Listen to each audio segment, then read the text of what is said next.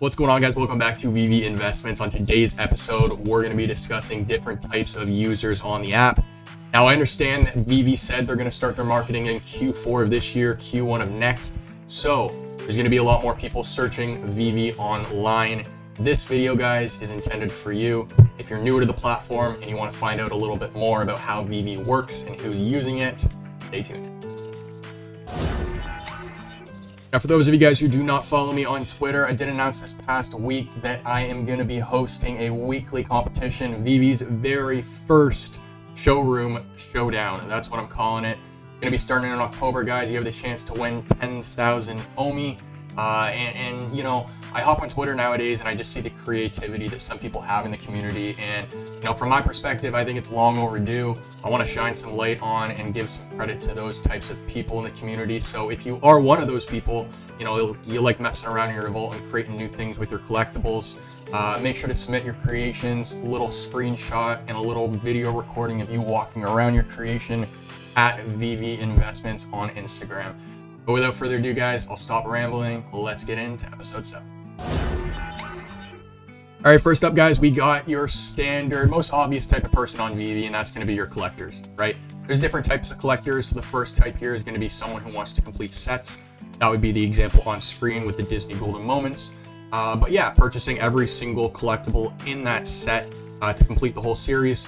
Whether they are just fans of the series or whether they're trying to prepare for MCP, could be different reasons, but that would be an example of a set collector. Another example of a collector would be somebody going for specific mints, right? So sub 100, sub 500, specific years. I saw in the past couple weeks somebody had got their hands on the 1939 Marvel Comics #1, which for those of you guys who don't know was the year of its release. A couple other examples would be, you know, matching mint numbers. I know that VeVe matched the Aladdin lamp with the Disney logo. Speaking of Disney, you have the exclusive Club 33, so a lot of Disney fans like having the number 33 in their mint number. And then also having, you know, something like the last mint number in the entire edition size. You know, Superman has 8,888 editions, so having mint number 8888 would also be a mint number that these collectors would be going for. All right, next up, guys, we got stackers. Now, stackers are going to be somebody who acquires multiples of a specific collectible or comic, and this can be for multiple different reasons. So I'll give you an example here, and the most obvious one is taking the duplicates of a certain collectible and then flipping them for a profit down the line. Now, that could be short-term, could be long-term, depending on how the market performs, but that would be one example there. Another one would be rentals. So this is something that I'm specifically doing, is any pieces that I see have potential for rentability in the future that I can kind of turn into some form of residual income for myself. I'm stacking multiples of that. An example would be hoverboards.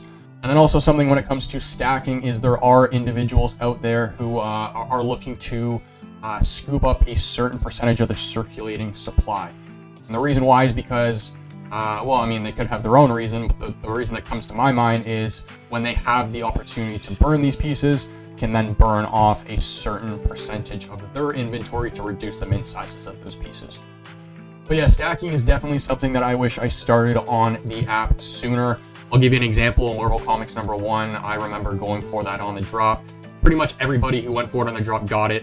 It's 60,000 editions. There weren't nearly that many people going for it on the drop at that time.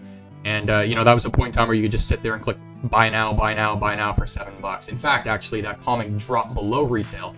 I think I picked it up for like $3 or $4, a couple of them. But, you know, one of my biggest regrets is not buying hundreds of those comics. So stacking is definitely something that I recommend if you have the liquidity to do so.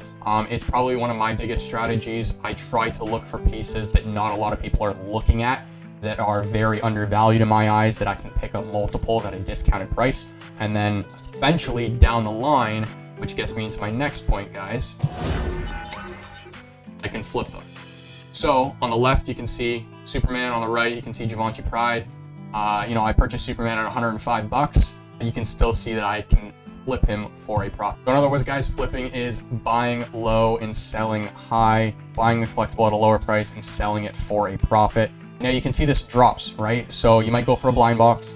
You might get the ultra rare, and after paying 60 or 80, that ultra rare in the secondary market is 200 or 300, right? One thing to note here, though, is that the only way flipping will work is if you have good timing. What do they say the key is to a good punchline? Timing. Right? So I can sit here and I can openly admit that there are certain flips where I've made very good profit, but there are certain flips where I've also lost money. So you gotta know what you're doing, you gotta understand the timing behind it, and if you do, tremendous opportunity to make profit here. All right, guys, so at the end of the day, if you're a new user coming onto the app, are you here to collect stuff that you simply enjoy, right? Messing around with stuff in your vault and an AR? Or are you here to make money on the app? If you're here to make money on the app, what is your strategy? And if you don't have one, I strongly recommend getting one. Ask yourself this question: if you don't have a strategy, are you up or are you down on your investment? And if you're down on your investment, there might be a reason why. Wink, wink, nudge, nudge. All right, guys, that concludes episode 7. If you enjoyed the content, want to see more in the future, make sure to like and subscribe. Don't forget about our first showroom showdown. It's going to be coming up in October. I haven't chosen a specific date yet. There are some things I'm still working out in the background. Again, if you want to take part in that and you are somebody that often creates stuff in their vault, make sure to submit your creation to VeVe Investments on Instagram. As for episode 8, guys, I'll see you on Thursday, where we're going to be comparing VeVe to early day Amazon and talking about some of the similarities I see between the two companies.